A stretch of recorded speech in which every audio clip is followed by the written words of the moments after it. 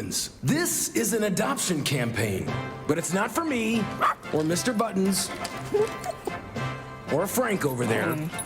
It's for you, humans. This is a call to humans to adopt our movement, to adopt our cause. This isn't just about saving one of us. It's about saving all of us. Thousands of lives, every single day. It's about support for every one of us four, and sometimes not four-legged best friends, waiting to meet a best friend of our own. With Best Friends Animal Society leading the charge. Shelter by shelter, city by city. We can save thousands of pets each day. Join us. Together we can save them all.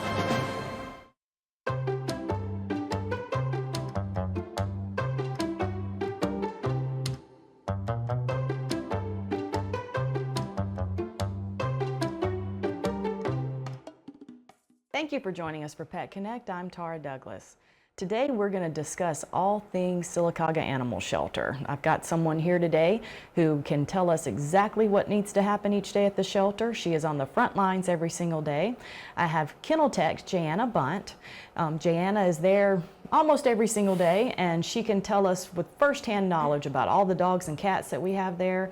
She can also tell us all about the shelter needs, and we're going to talk volunteering and dog walking and fostering and doggy day outs and all kinds of things. So Jay, thank you so much for coming on the show. So first of all, let's talk about what a day in the life of a kennel tech is. So the main thing is to get the dogs outside first thing in the morning. Majority of the crate ones, they go outside first. Any dogs that didn't go outside yesterday, they'll go out first. Just get them out. We'll clean all crated animals, the puppies, the ones that are like the mama dog in the puppy room, clean her puppies. We'll feed all the crated ones. And then we'll start doing the floor, somebody will start doing the outside dogs, and then somebody will start doing the cats. It's mainly just getting everybody clean and fed in the mornings, and then after that we clean up the floor. Majority of every day is cleaning, feeding, and just washing dishes, walking dogs out, switching out dogs, making sure we can get out whoever we can every day. So when you talk about going through and feeding the dogs, getting the dogs out, watching those sorts of things, do you know right now how many dogs you have at the shelter? Not off the top of my head, but I will say, if I had a guess, I'd say we have about almost 100 or 100, considering we have one possibly pregnant mama dog. So that would just add on to our numbers. So it's a tremendous number of dogs that you have to take care of every day. And you're not the only one taking care of the dogs. You've got, we've got what, 4 full-time staff at the shelter, and you've got some part-time help. So that is a lot of dogs to take care of. It's a lot of work to do. And so that's where we really want to talk about ways that the community can help and that we can volunteer to do things to help, because you've got, I mean, and you're getting some dogs out, but let's talk about ways the community can help, and especially with dog walking, because you guys can get them out, you can walk them a little bit, you can put them in the play yard. Right. But how does it help to have people come and volunteer and help walk the dogs? It helps a whole lot, because we can walk them or we can put them out in the play yard, but we can't specifically like spend time with this one dog. I mean, we can, but we can't do it all the time because we have like 50 million other things that we need to do to get throughout the day. But if anybody would just come, they don't even have to be there the full day. They could be there for like 10 or 15 minutes. Just get out a dog and you can just sit there and you can love on them, play with them with the toy, just spend some time with them that we can't really do.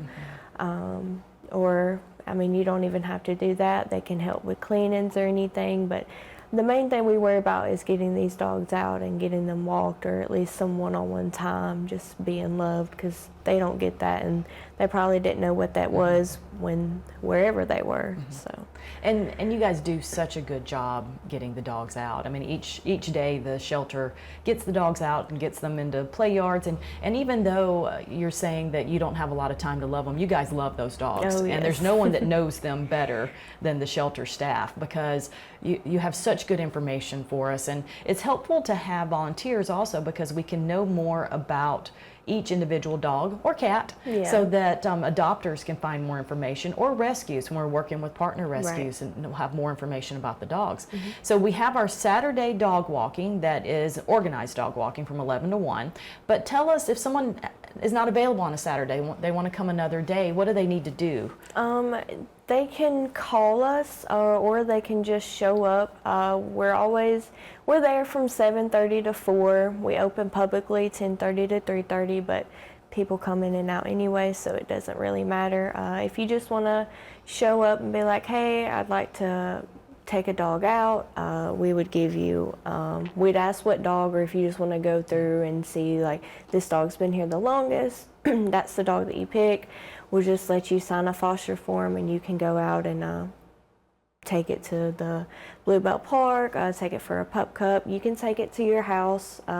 If you have like a fenced-in yard, let them run around, play in the pool or a creek or anything. We always ask for pictures and videos. That way that can really help get them adopted as well.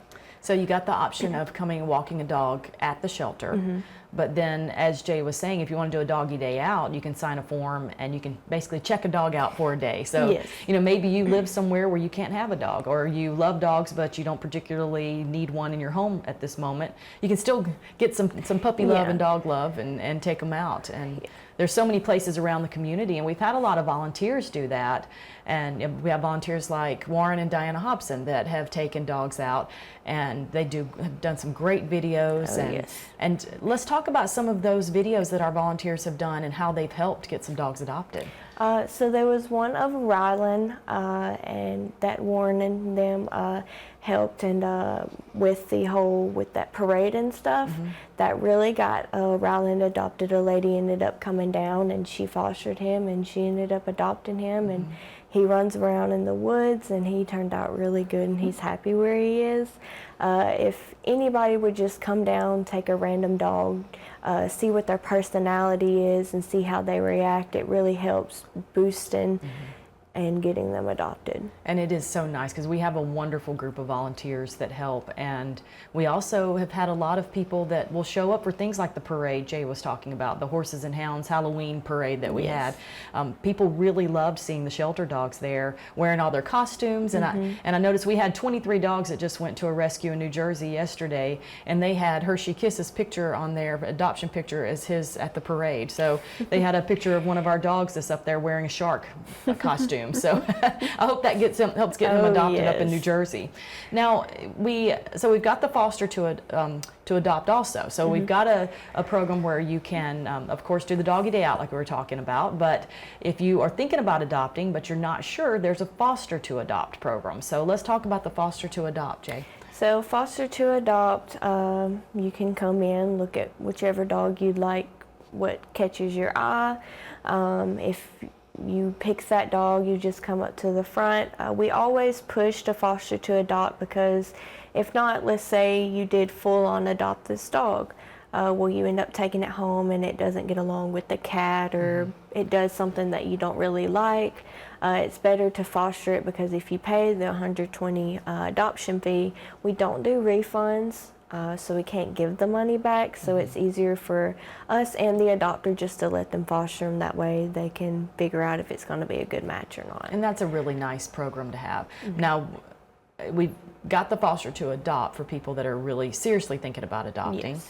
But what about just fostering in general? How does someone do that with the shelter, and what situations are best for that? So majority we try to reach out when we would be like let's say we have like a bunch of kittens who don't have no mom. It's very hard for us each day to go in there and feed them with everything that we have to do. So it takes a lot of time just to make the bottle and feed each individual kitten. Or like the puppies that don't have a mom, feeding them and, you know, doing all that. But if you see, like we've made a Facebook post before about reaching out to fosters, anybody can come down and be like, hey, I would like to help foster these kittens until they get old enough to eat their own food. We would do the foster form, and we would make sure like they're able to take care of it, you know, money-wise, and they don't have like a house full of animals. Like it would still be, like they wouldn't get sick or anything. We just check and make sure it's going to a good foster home, basically. And right now we've got family that's fostering Bernadette and her puppies, Yes, right? yes. The shelter had a giant mastiff of some sort Oh, yes. that came in. I don't even know Bernadette's story, but she was pregnant and had, how many puppies does she have now? 13. So she's got 13 13 or puppies, 14, and there's a yeah. couple that want to adopt Bernadette, and they've agreed to foster Bernadette and the puppies right now. They've got a Yes. big job Oh, ahead yes. of them. So, shelter is, even though they do such a beautiful job there, the shelter's not a great place for puppies to grow up. So, and that's a major need, is if you have a mama dog that comes in with puppies, to Yes. get fosters for that, or smaller dogs for foster. And there's a lot of help there with fostering, so if we are able to secure a rescue, then it's really no cost for the foster family. I mean, if you just have a space and love, then we can get them ready to go to rescue.